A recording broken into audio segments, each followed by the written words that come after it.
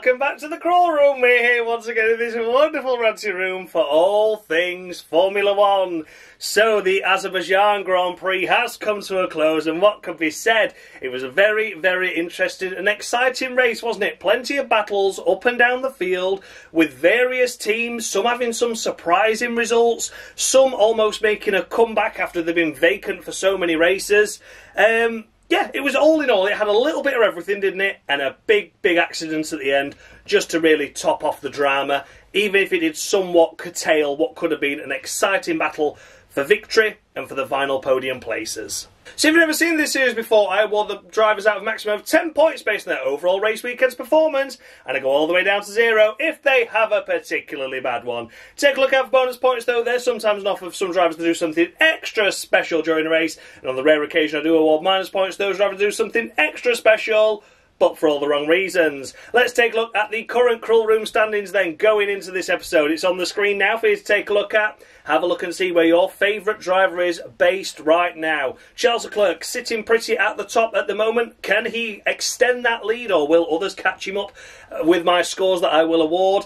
And of course, drivers further down the field. We don't seem to be getting close to any disqualifications at the moment. Remember, 5 yellow cards equals a red and you are out of here. That's 5 of the weeks. You are gone. So let's wait and see what happens this race. But maybe certain drivers will be adding to their tally already. Maybe we'll see a new driver get their first of the week of the season. Who knows? Let's take a look at the team standings as well then. Let's have a look over there. As you can see at the moment, these standings are all preliminary. That's right, that's a big word for me on a Tuesday evening. But yes, at the moment, those are the scores that I have awarded, and you can see a stack of minus points at the side of each team. That will be deducted at the end. The final round at Abu Dhabi will be crowning the team's champion, and those minus points will come into effect, and we will find out from there who is the overall victor. So for now, it's just a rough guide, but it keeps it exciting, doesn't it? So without further ado, let's kick things off with the race winner then, shall we? Oscar Pastry. What's your favourite pastry? Well, I'm not sure he's liking pastries at the moment, but he's certainly enjoying the taste of champagne with his second victory in Formula One, and this time around you could really say it's the first proper victory for himself due to the whole dramas and fiasco that happened at Hungary. We're not going to go into that again. Oscar did deserve to win that race ultimately. It was just McLaren making a balls up of an easy situation.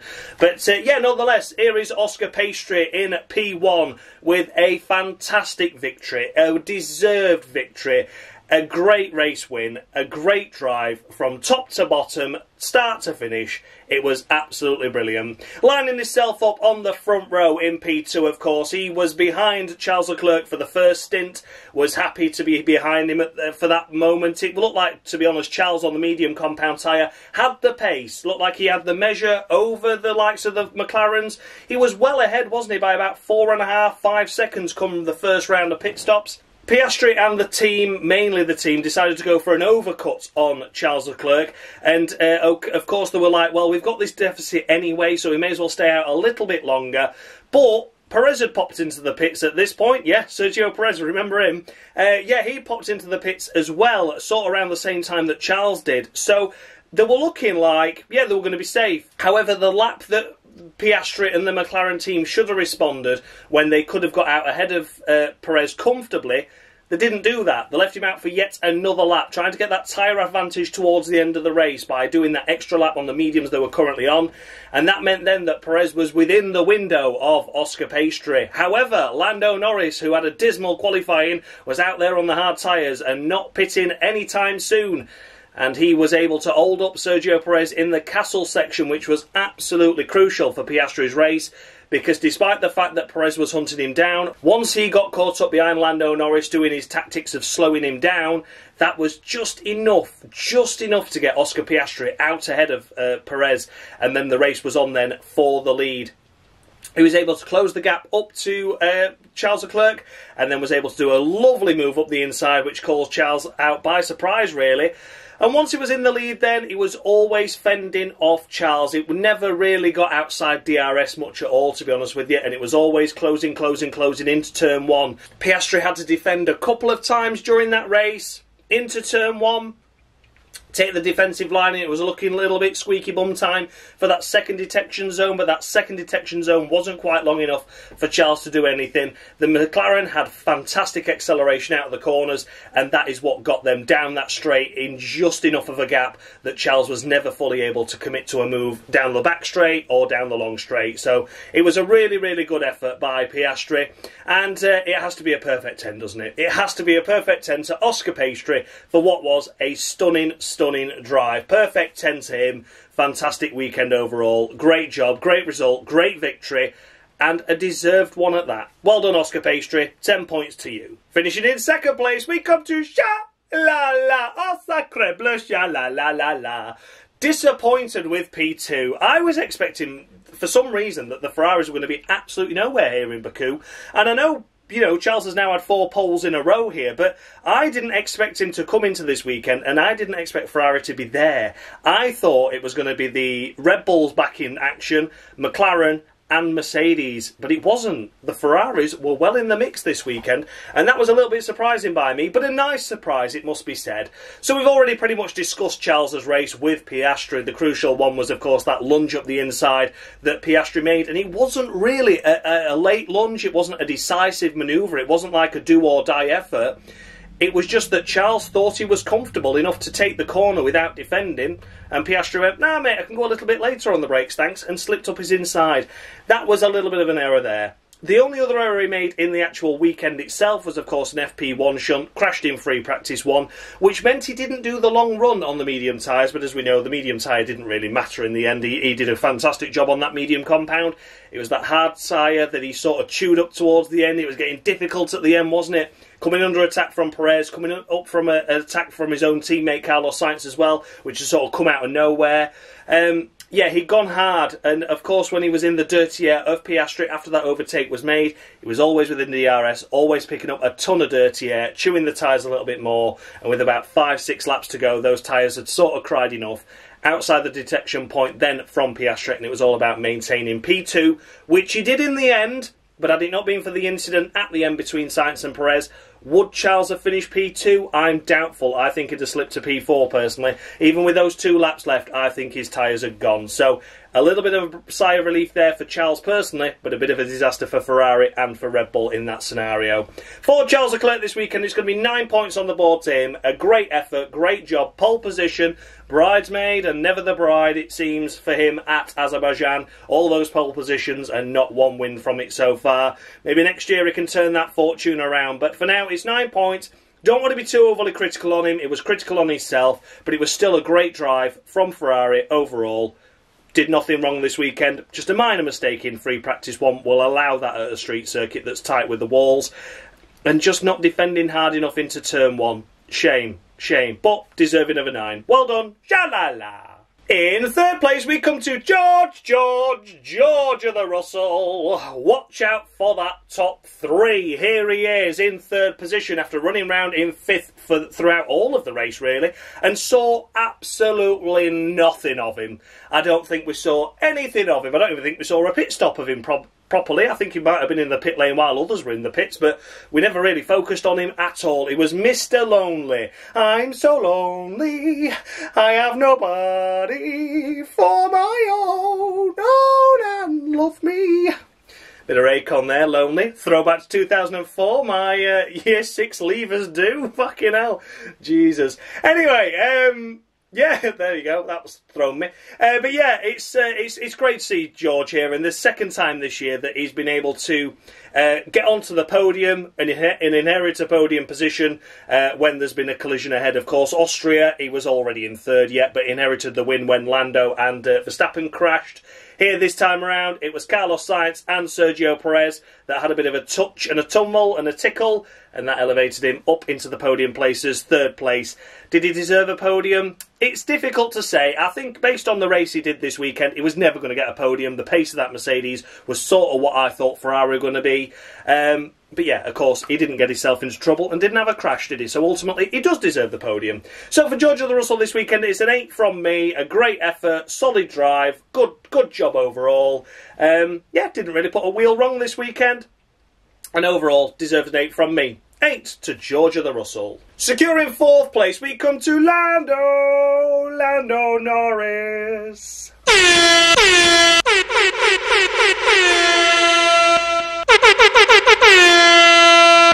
Wait, why am I here? I may have been dreadful, but I beat Alonso in the 2001 season standings. You heard that right? I'm not even lying. Look it up. And there we have it, Tarso Marquez of the week to Lando Norris. Finishing P4, I hear you say, but it's a really good effort that, Josh. It's deserved. He outscores his main title rival once again. What a hero, what a hero. No, he's a fucking idiot. He's an absolute moron. I'm sorry, but he screwed up qualifying. And I don't care what anyone says, and I don't give a shit about this whole, was it a yellow flag and it was put out wrongly for a slow-moving Ocon and all this shit. I'm not interested.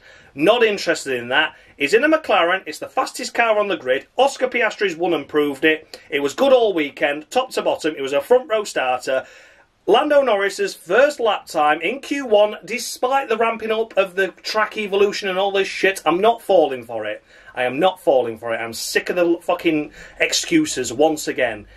He should have been in a lap time that is better and good enough to qualify into Q2 easily with just that one run. Forget the second run, doesn't matter about that, but that is the issue. So for me, it has to be an of the week to Lando Norris, because even though he does outscore his title rival by a whopping 3 points because he got fastest lap as well, hallelujah, praise the Lord, he could have won. And Max could have been in finishing P5 again.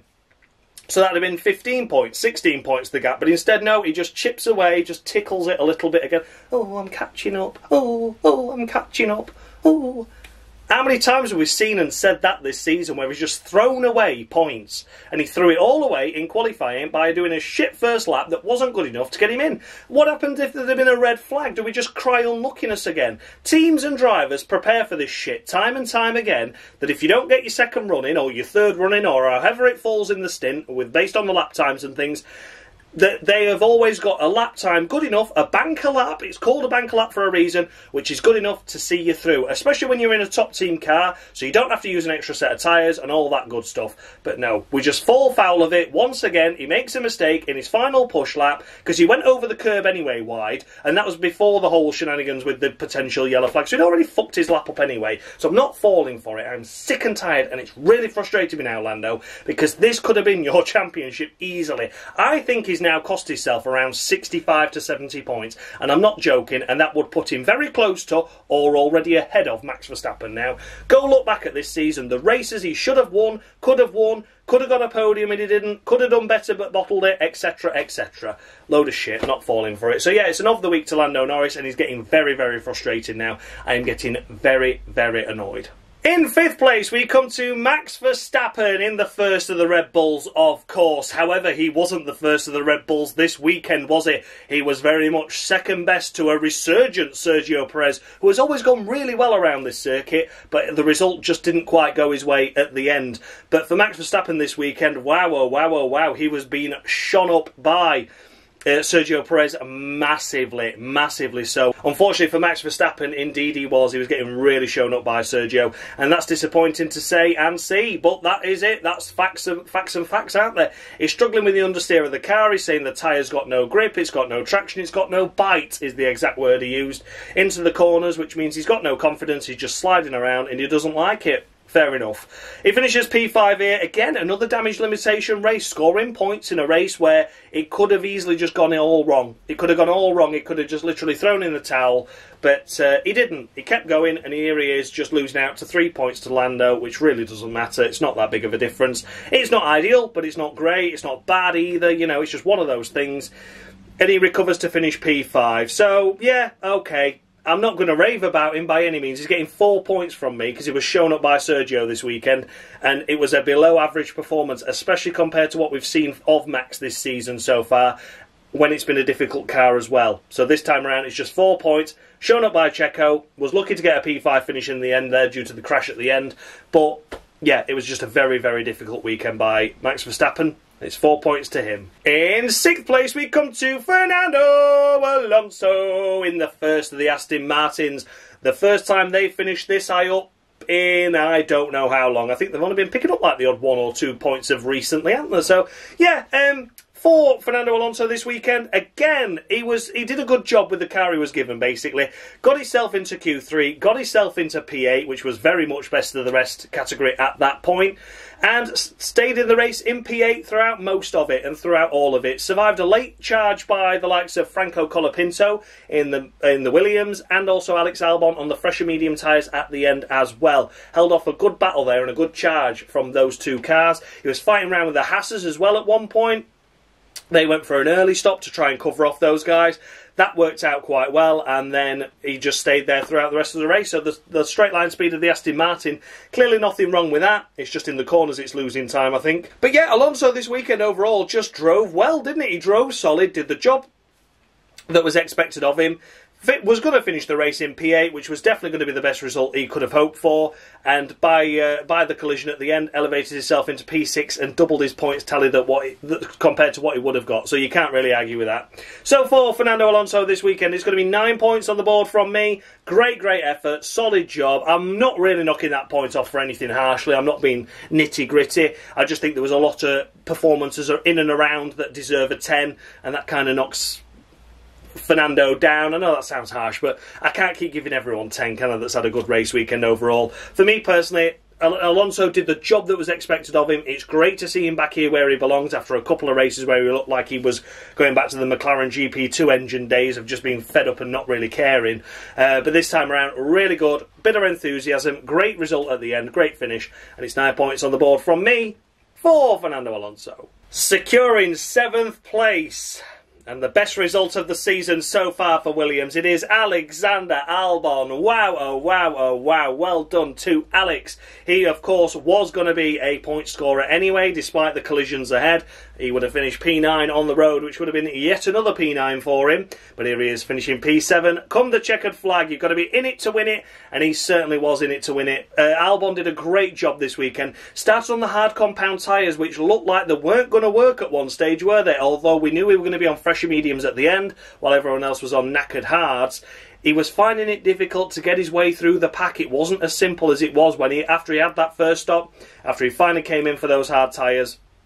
He came out on the mediums, was outside the points, and it was looking at one stage that 11th was really going to be the best he was going to get. But as he managed to make his way through the Haas's gradually, made his way past his teammate as well, and then was hunting down Fernando Alonso, got to within the DRS range of him for a few laps, and then I think being in that dirty air of Alonso and not managing to make the move, sort of overheated the tyres a little bit, maybe got a little bit cooked, and then he dropped the gap back to about 2.5 seconds. So maybe he was biding his time for the last couple of laps to do a late charge again. I'm not sure. I'm not a rocket scientist. I can't predict the future. Maybe the incident ahead would have hindered him somewhat because that's what he was planning to do.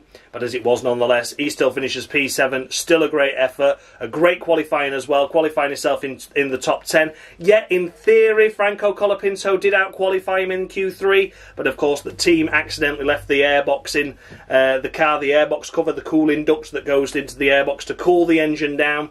They left that in, so he came out of the pit lane and had to try and grab it with his hands like this and then try and dismantle it and take it off and put it down there and try and give it to a marshal. So it unfortunately meant he couldn't do his final run in Q3. So that was why he was 10th. Maybe, just maybe though, Colapinto could have beat him on merit as well. But yeah, I'm not holding that against Alex, of course, and I'm certainly not holding that against Colapinto. That was a great effort by him this weekend. And for Alex Albon, it's nothing but praise from me. It's a perfect 10. It has to be, doesn't it? A perfect 10 to Alex Albon. Because it was just a sublime weekend overall for Williams. And this result in the end is sort of on merit to what they did deserve, to be honest with you. They were driving ever so well, and they deserved this result, and they're ahead of Alpine now in the standings, so that's nice. Good effort overall. It's 10 to Albon. Next up, in P8, we come to Alex Albon's teammate, of course, Franco Colapinto in the second of the Williams cars. Fantastic effort by Franco this weekend overall. Again, had a crash in practice, and I think I said to a couple of people as well in between the race weekends, people were saying, like, how do you think he's going to get on for the remainder of the season? I was like, well, if the first signs of the race, the first race weekend, it were encouraging, but I'm expecting he's going to have a little bit of a bump in free practice one. I think he's got that in him. I think he's going to make a mistake, finding the limits, and he did do that. So He lived up to my expectations, unfortunately, in that situation, but he had a bump. It was fine. You know, he got out for FP2, no dramas. He lost a bit of running, but, you know, that's life, isn't it? He's a rookie at the end of the day, and he's certainly... I mean, it's nothing Logan Sargent would have done anyway, and how many races has he had? So, yeah, it wasn't ideal for the Williams squad that he had that crash and yet more damage, but... I kind of expected it, and I think Williams would have done as well in that scenario. We got to qualifying, absolutely stunning, some fantastic lap times to get yourself well up inside the top 10 in Q1 and Q2, to be honest with you. It was like 5th and 6th, it was well up there, it was nosebleed worthy at times. And then in Q3, of course, lined himself up in P9, only a 10th away from Alonso in P8, so a great effort by them. Of course, we don't really know in comparison with his teammate if he'd have been 9th and Albon had been 10th, or if it had been the other way around, due to the issue Albon sustained, but again, not holding that against Colapinto at all. The race itself was absolutely fantastic. Williams were the first stoppers, because they wanted to try and get the undercut on Alonso, who at that point was holding Colapinto up. That then meant that Colapinto had to do a massive stint on the hard tyres towards the end, and they were fading. They were failing those tyres, and he did tumble outside the points within the final few laps of the race. He got overtaken by Hülkenberg. Behrman was hunting him down. He had the likes of Hamilton breathing down his neck as well. And overall, it looked like he was just going to finish P11, and it would have been such a shame. But then, as it was, the crash ahead, 2 cars out, that elevates him to P9. And then a random thing that happened with Hülkenberg meant it elevated him above him as well. It was a bonkers situation, but nonetheless, P8 he finished, and that was a great effort. So yeah, Franco Colapinto, perfect 10 from me as well. Well done to the Williams squad. 10 points haul this weekend is a stunning effort and well deserved. A perfect 10 to Franco Colapinto. Finishing in 9th place, we come to Lewis Hamilton.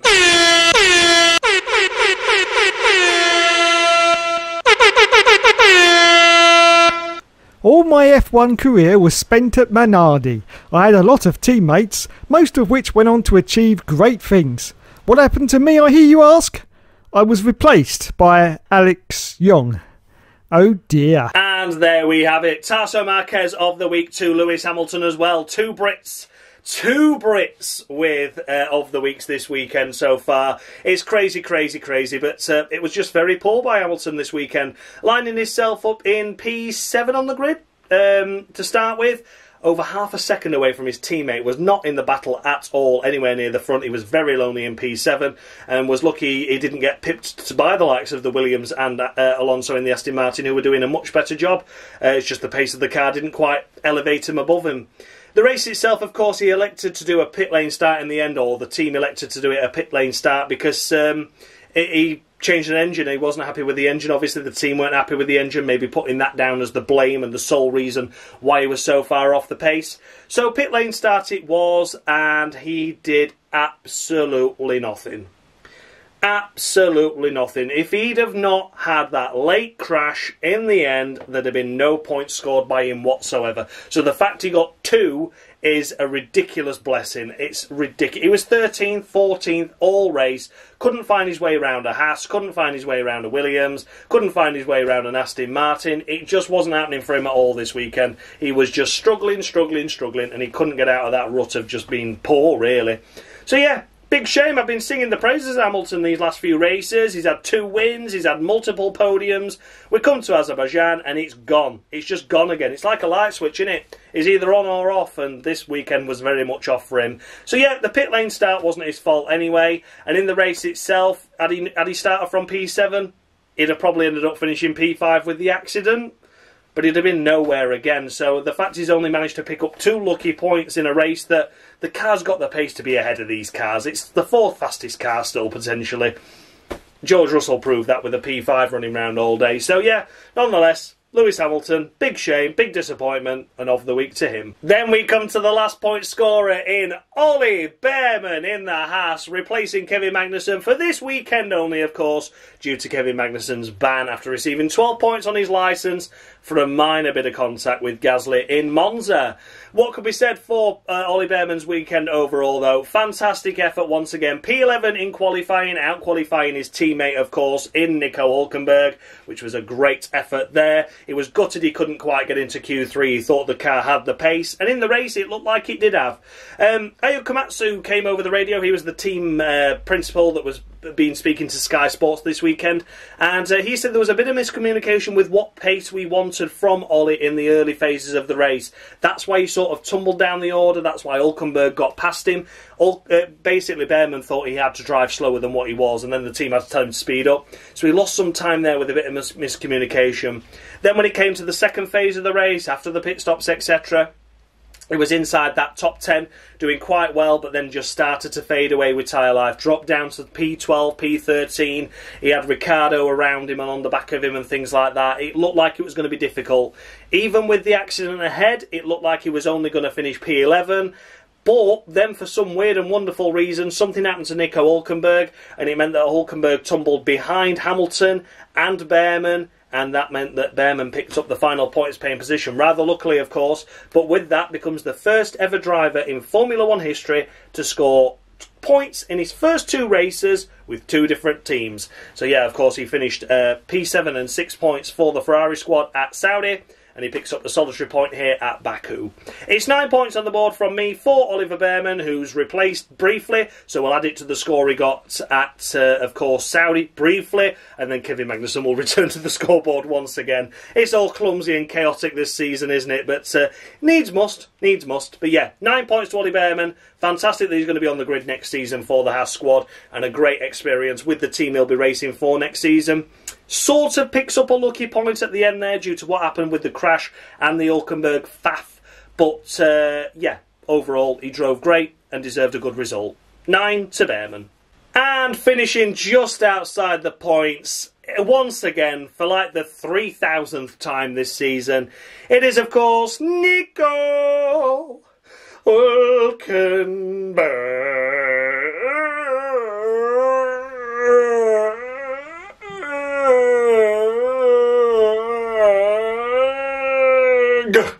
Oh, I needed that. Oh dear, oh dear, oh dear. I mean, Hülkenberg never has any luck round Baku, does he? You know, he had a couple of prangs in the Renault days when it could have been potential podiums in crazy races.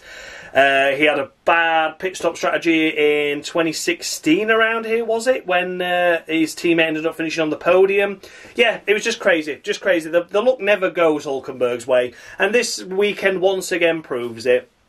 Q2, of course, didn't get a better running, unfortunately, on his second push lap because he made a mistake. So that was his fault. That was on him.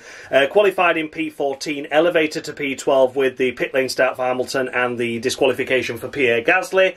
So that's not too bad. The race itself got ahead of Behrman quite easily, as mentioned already. A bit of miscommunication with the pace that Behrman was required to do. So that then meant that Hülkenberg was just going guns blazing at that point, to be honest with you.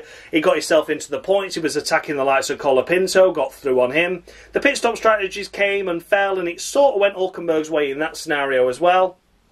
And then towards the end of the race, he was trying to attack the likes of Albon and Alonso ahead. Albon carving his way back through the field, of course, and was able to breeze past him. So then that meant he was going to finish around 10th, wasn't he? He was very on the fringes of the points at this situation. He was going to be like 10th or 11th. And he was like, oh, he's just going to miss out on points. Then we had the accident ahead for the Sainz and Perez incident, of course. So then that meant that Hülkenberg versus yellow flagged, virtual safety car to the end. That would have put him 9th. However, there's something really bizarre happened on the way into that scenario. So it was still yellow flags. They didn't immediately VSC it, which is rather strange considering there's a lot of debris on the road, because there was wings and all sorts flying off, weren't there? I think there was even a wheel off somewhere from Perez and the Sainz collision. But no, they went yellows. So Hülkenberg came round the second corner, obviously, and then was met with a load of shite on the track, to which he slowed down to double yellows, because that was what being waved there, because there was that much shit on the track. So WL's waved, he then hit a bit of Carlos Sainz's front wing, which damaged his own front wing, so he slowed down for that, because obviously he didn't want the wing folding underneath his own car and him having an accident. But then, as they got past that zone, it was then a green flag, and then he's like, what? Why is it still green? And that meant that Hamilton and Behrman slipped past him, and that is why he finishes here in P11. So it was a real big scenario and real big, like, clusterfuck, to be honest with you, as to what happened there. Yeah, it should have been down to Hülkenberg just to nail it and be back on the throttle once he saw the green light and once he drove past the accident. Until VSC shows up on your dashboard, you just got to go for it, haven't you? However, he'd already sustained the damage by hitting the front wing, or what was left of the front wing, of Carlos Sainz's car, so he was doubly unlucky. If the virtual safety car had come out instantly, that wouldn't have happened, but he'd have still had the damage anyway from the Sainz contact, from the Sainz collision. So it was a weird one, really weird one, and that's why he's avoided an of the week for me this weekend, because had he been fully to blame, and I know he's been a bit harsh on himself in the commentary as well, because he said, I messed up, I got caught napping, basically. He said he got caught sleeping. He thought it was still a virtual safety car going out of the yellow flag zone, which it wasn't. It briefly went green, then it went virtual safety car. So, crazy, really weird situation, but at the same time, he still sustained front wing damage going through that shit that was left on the track. So, his front wing had folded underneath him anyway. He had to drive slower speeds. So, and also, you could say with double yellows, did the other two cars behind not slow down sufficiently? Because double yellows are slow down, be prepared to stop. So if the other cars go blasting past you immediately, it's a weird one, tricky situation. I saw the onboard as well, because the onboard's available on YouTube, so go watch it. But yeah, he's getting a middle row 5 from me. A little bit sympathetic, to be honest with you, because if he did fully get caught napping, then that is on him. And I do think there is some accountability to that, but I don't fully blame him for how the whole scenario panned out. There was more than one mitigating factor there. He just didn't get caught napping. He also sustained damage, and it was a double yellow. So did he slow down correctly and the other two cars behind not do so? A lot of question marks and if, buts and maybes. But nonetheless, P11 for Hülkenberg for the 7th, 8th time this year. Crazy to say. You had those, it turned those 11ths into 10ths. They're ahead of RB, aren't they? That's how close it is. So yeah, unfortunately for Nico Hülkenberg, Miller 05 from me. Just one of those weekends where luck deserted him once again at Baku. Finishing in 12th place, we come to Pierre Gasly in the first of the Alpines. Well done, Pierre. It's been a difficult one to judge this weekend for him, but he did a great job with the car he was given, it must be said. So disqualified from qualifying due to a fuel flow issue, which meant the car, for a split second, received too much fuel, which of course gives you a slight advantage and has to be thrown out. Technical regulation, unfortunately. Rules are rules. Has to go to the back of the grid. Qualified himself in P13 as well, which in an Alpine I don't think's bad on a straight a circuit that requires such straight line speed that the Alpine just hasn't got.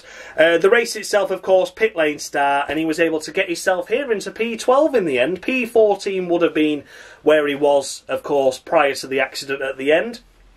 But he finished ahead of his teammate. He finished ahead of Daniel Ricciardo. He finished ahead of the two Saubers. I don't think there's much more he could have done than that, to be honest with you. So fair play to Pierre Gasly. It's going to be a solid 8 from me. A solid 8 indeed. Considering that the likes of Hamilton struggled to get through the pack with a much superior car and only ends up netting a couple of lucky points when they'd have finished P11 in that race without that incident ahead, even P12 maybe. The fact that Gasly was only like 1 or 2 places behind Lewis Hamilton in a much better car and was able to carve his way through the field a lot better has to be commended. So yeah, well done to Pierre Gasly. It's 8 points on the board to him, if I can count. And very well done indeed. Solid job. I was impressed by that. And it's a shame he didn't look into a point himself, because he certainly deserved one. 8 to Gasly. And finishing in unlucky for some, P13, we do of course come to Daniel Ricciardo in the first of the Visa Cash App Maxi Tampon Buy One Get One Free RB. Don't forget your AlphaTauri Toro Rosso Minardi.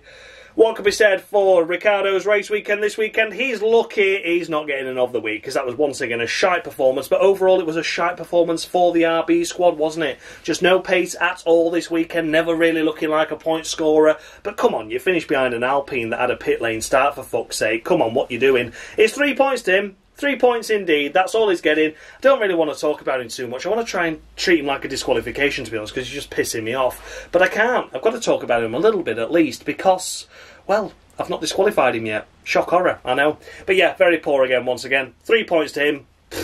Not interested. Then we come to Zhou Guanyu in the first of the Saubers. State kicked me up the arse Sauber, of course. Yeah, not much to say about Zhou's race this weekend. Just, once again, Sauber-like, back row of the grid, couldn't really give a shit. Disqualified on the Cruel Room anyway, and will remain that way for the rest of the season. Has been disqualified for quite some time now, a couple of races anyway. But yeah, he long overstayed his welcome on this series. He's long overstayed his welcome in Formula 1, but at least he finished ahead of his teammate this season, this weekend overall, and finished ahead of a couple of cars as well. Bravo, Zhou. But yeah, he's still disqualified. Next up, we come to Esti Bestie Ocon. Esti Bestie to you. Ain't like Esti Bestie Ocon.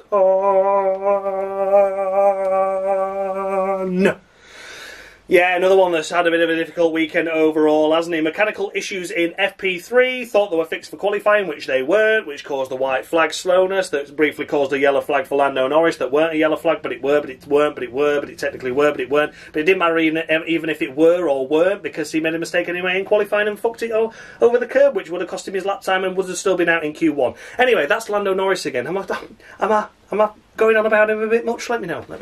But yeah, Esti Bestie Ocon this weekend, tough weekend. FP3 was nil and void, car broke down. Race itself was okay, I guess. Got stuck behind the likes of... Well, he actually got stuck behind Tsunoda at one point, didn't he? And Tsunoda was a heavily damaged car. Struggled to find a way around him. Did get briefly caught up with the Saubers as well for some reason, so well down there at one point. But nonetheless, I don't really care. It's 3 points to him as well. Really outshone by his teammate this weekend just on race pace alone. However, a difficult FP3 and a difficult qualifying is why I'm not fully giving him an of the week, because he was stuck down there with the Saubers and things, and it was just unfortunate. A shit situation of circumstances there, but he should have maybe got ahead of the Saubers a bit quicker than he did. 3-2 Ocon. Next up, we come to the second of the state kick me up the arse Saubers in Valtteri Bottas.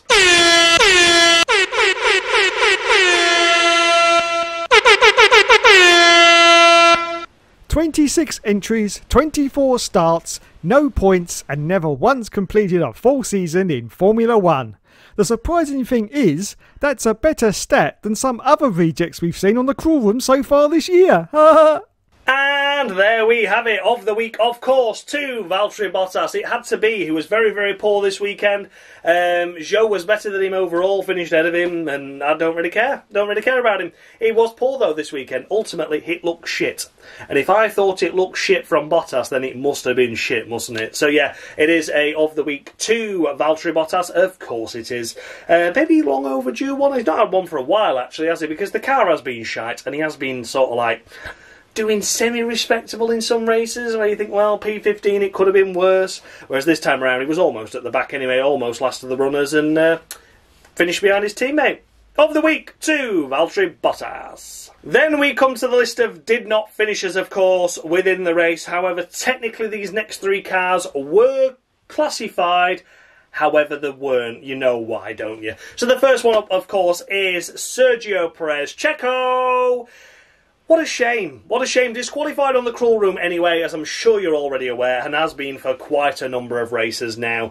However, this weekend was a resurgence. It was him back to his best. It's him how we know him. Great qualifying effort to out-qualify his teammate, and the race pace was certainly going to net him a podium. If not, a P2 was there for the taking. Clumsy accident with Carlos Sainz at the end there. I'm not going to tell you who I'm laying the blame on just yet, but I'm not shouting about Perez, am I? So, you know.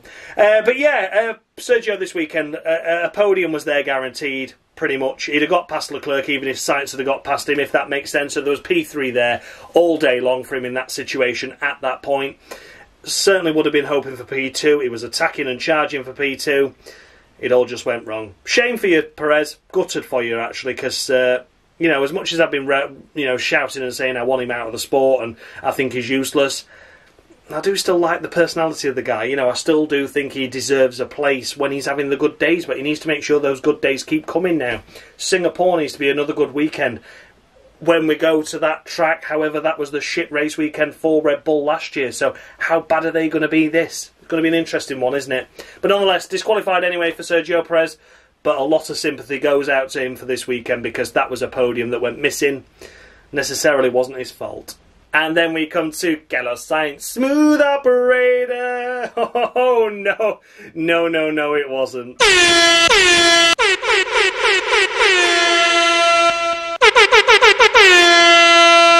If you don't know the team I race for, then please look them up. They're the only team that were thrown out for bringing the championship into disrepute. The way things are going with Sauber, I can't imagine it's long before they suffer the same consequence. And there we have it. Of course, it had to be a returning Perry McCarthy of the week because I've just run out of Tarso Marquez's now. So welcome back, Perry McCarthy. Perry McCarthy of the week too, Carlos Sainz, for what was going to be a potential of, oh, he's bided his time here. It could get P2, and then just lazily went over to the left-hand side and tagged and made contact with Sergio Perez, twatting them both into the wall and both into a retirement. What a huge shame. What a shame. Yeah, I'm afraid that the blame does lay with Sainz because although he didn't technically turn left, he came out the corner, he's straightened his wheel, but the car was still heading left. And everyone's always going to say, yeah, but why didn't Perez go left himself? There was loads of room there. How long was Sainz going to keep squeezing him for? Perez had the run. And you need to remember it happens all in split seconds. And the second that those wheels touch, it gets exaggerated then because the cars naturally pull themselves in that direction. So he didn't come fully over on him like that. It was just lazy touch. Perez maybe couldn't really realise how far he was coming over until it was too late anyway, until the contact was made. So yeah, a big shame.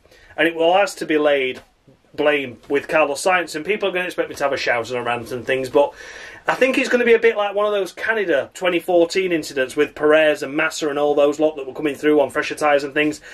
Perez sort of jinked out because he was looking at the Red Bull and didn't realise the speed advantage that the McLaren or Williams behind had and twatted into the back of him and things like that. It's one of those scenarios where, yes, it is a driver's fault, however you can understand why it went wrong, if that makes sense. So yeah, I'm not laying the law down with Carlos Sainz. He's had a fantastic season this season. This one was firmly his fault, and I do lay blame at his door. That's why he's been awarded an of the week. However, I can see why it went wrong, and I can see why people are more angry because it looks like he went straight over and harpooned him and bang, get off. But he didn't. It was just a case of he came out the corner, he straightened the wheel up, the car wasn't going straight, however, it was going off to the left, and of course it's gradually coming over, and then as soon as those wheels touch, that's it, you fired off, and it looks a hell of a lot more dramatic than the actual contact was. So yeah, Carlos Sainz of the week to him, big shame, that takes a blow to his Crawl Room Championship, however, it was deserved. Of the week to Carlos Sainz. Then we come to Lance Stroll. Wow, Lance. I told you I disqualified him early and everyone thought, oh, it's unjust, he didn't have a bad race there. But I told you I never put a healthy Stroll down, and I tried my best with him, I really did, and he's so far proving and living up to that disqualification that I gave him, which was sort of needless. However, he would have been disqualified last race. If he wasn't disqualified last race, he'd have been disqualified this. So, yeah, get the fuck out of here, Lance. Taking out Sir Yuki Tsunoda, not even investigated by the stewards. I think, our little Lawrence went up with his checkbook. Daddy, can't afford any points. Daddy. And paid him out before they even put it under investigation, and it ruined Tsunoda's race, and ruined his own race, but I don't give a shit about him, so there you go. Lance Stroll disqualified on the Crawl Room anyway, will remain that way, and once again, was shite. And last but by no means least, we come to Yuki Tsunoda, technically the only official retirement this race. Even Lance Stroll was classified as 6 laps down because he pulled into the pits with just a few laps remaining. But yeah, Yuki Tsunoda, unfortunately, the only official retirement, got clobbered by Lance Stroll at the start of the race, put a big hole in the side pod. He tried to continue. They had the first round of stops. I think that was to try and assess the damage. And then he was running round behind the Saubers. He was running firmly last, and then look, let's save mileage, park it up, lads. So the only official retirement from Monza retires here as well as the only official retirement again, which is just ridiculous, isn't it? So yeah, poor Yuki. He's getting 3 from me out of the maximum of 5 you can score. 5 is the maximum retirements can score. He's getting 3 of them. So yeah, poor weekend by Yuki. Not his fault. So then guys, those were the runners and riders of the Azerbaijan Grand Prix. Let me know down in the comments section, did I score any drivers too high? any too low. The updated standings with the scores I have just awarded are on the screen now for you to take a look at. Have a look and see where your favourite driver is now. Wow, wow, wow, wow, wow. It's Leclerc once again out in front. I think it's going to be his championship for the taking for what would be the first time. However, he's been so consistent in the Cruel Room Championships of previous. He's finished on the podium numerous times, hasn't he? But this time around, it looks like he may finally do it. After being the bridesmaid for so long on this Cruel Room Championship, he may well do it. He may well do it, but we shall wait and see. Let's take a look at the Constructors' standings as well for you. Again, I'm not touching it this time. No minus points or plus points going any team's way. The damage has been done with the of the weeks I've awarded, of course. That means that the team doesn't score points for that driver either. So yeah, have a look and see where your favourite team is, but take a look out for those minus points because those will come off at the last race of the season. A massive thanks as always goes out, of course, to Dan Bartlett, formerly of Mushy Gaming, for providing me with the scoreboard that you saw on your screen, for the driver icons in the corner of your screen, and for the intro as well. Without him, this series would be more pointless than it already is. And who can forget Dave, F1 Games PlayStation, for providing me with the of the weeks that you all don't necessarily know, but you know you're going to love them. Let's put it that way. There's been a different one every race weekend so far this season to create the 90s theme atmosphere that we've got going on this year. A massive thanks go out to both those guys for really just continuing to contribute to the help with this series. So I will see you all next week, of course, Tuesday 6 PM for the Singapore Grand Prix. Cruel Room, let's see what happens there. Will Red Bull be even worse than what they were last year? Will Ferrari find their feet once again and Leclerc take another victory? Could he be the championship ramp up towards the end of the season? Could it be him that ends up fighting Max? Will Lando finally get his shit together and massively outscore Max Verstappen? Will Max find his pace again? It's all to be revealed next week on the Cruel Room. Thank you so much for watching, guys, and as always, much love.